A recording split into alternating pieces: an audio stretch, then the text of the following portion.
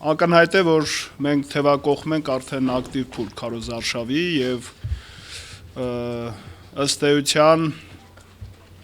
հույս ունեմ, որ այն լայնամասշտաբ հարձակումը, որ տեղի ունեցավ Օհանյան, Ռաֆի Օսկանյան դաշինքի նկատմամբ, մի փոքր կանգ կառնի եւ ավելի, այսպես ասեմ, իսկապես քարոզչական շրջանակում տեղի կունենա հետագա լուսաբանումները։ Զարուհի Փոստանջյանի հետ բավականին երկար, երևի թե մեր կյանքի ամենալավագույն տարիների մի ամբողջ տասնյակ իրար հետ ենք անցկացրել միասնական պայքարի շրջանակներում եւ իր դուրս գալը ժառանգությունից իհարկե ծափ ողջուններով չէ, որ կարելի է դիմավորել, բայց համամիջ եմ այն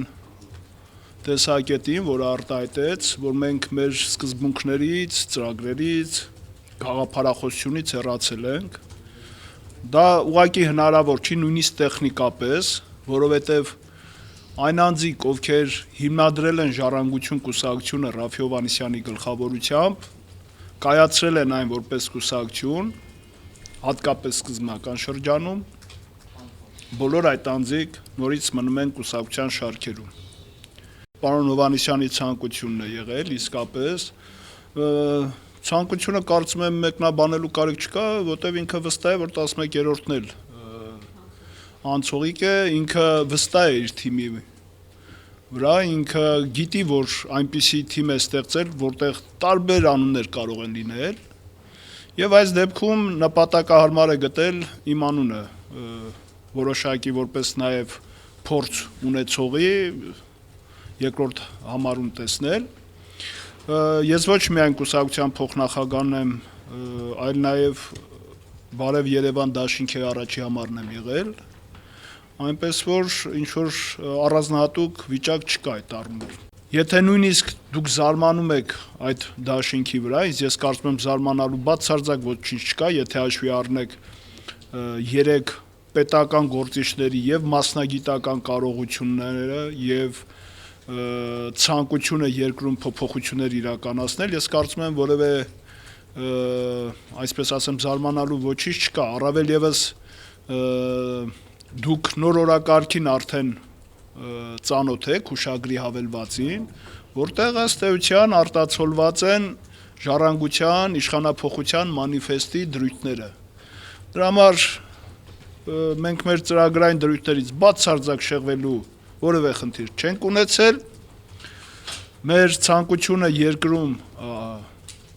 ինքնիշխանություն վերահաստատել, Հայաստանի սուբյեկտայնությունը բարձրացնել, նորից մնում է օրակարգում, մեր ցանկությունը երկրում արմատական բարեփոխումներ իրականացնել, նորից մնում է օրակարգում, մեր երկրում իշխանափոխությունը սկսել, որպեսզի այդ նպատակներին հասնենք, նորից մնում է օրակարգում։ Եթե տիկին Փոստանջյանը լիներ, ինքը կարող շատ հանգիստ հավաքներ առաջինը լինելու։